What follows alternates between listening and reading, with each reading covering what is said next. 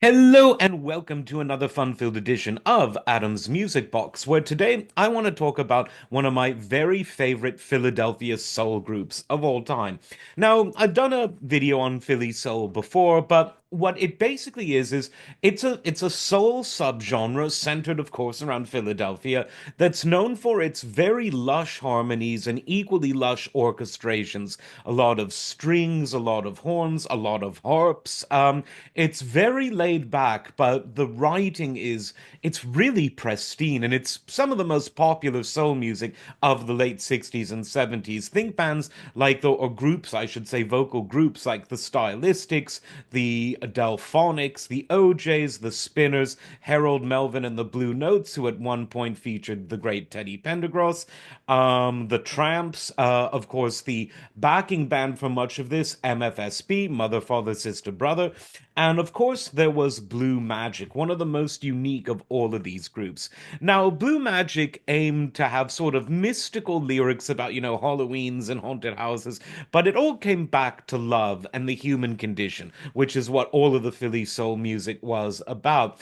And one of their most absolute beautiful songs, it's probably their signature song, it's the song Sideshow, released, which was from their debut album from 1974.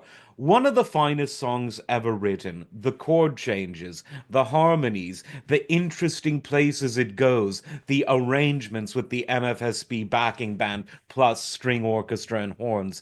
Absolutely fantastic. If you only listen to one song in this genre, I'm tempted to say you should listen to that one. But don't just listen to that one because the whole debut album was excellent. It's one of those albums that, again, it passes my test for no filler. Every song is either a hit or a song that should have been a hit.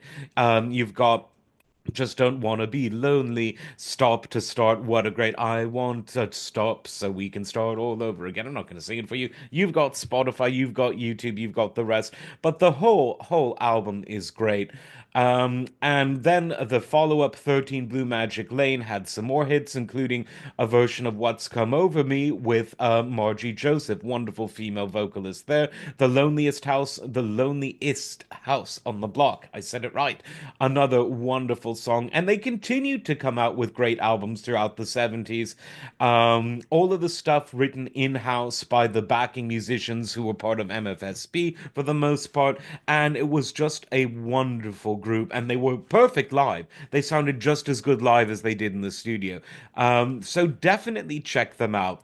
As the 70s sort of wore on and the disco era came, they lost some popularity, but they've always been a favorite on the sort of Philadelphia soul revival circuits, which have been going on strong, frankly, since the 80s, because it's a style of music that really hasn't ever been replicated in another space and time, man. And because of that, everyone wants to hear Blue Magic and the Stylistics and the OJs and all of these other great groups. They're all wonderful, but check out Blue Magic today because they're possibly, in terms of their style and their lyrics, one of the most unique of them all. As always, like, subscribe, and we will see you next time. Take care.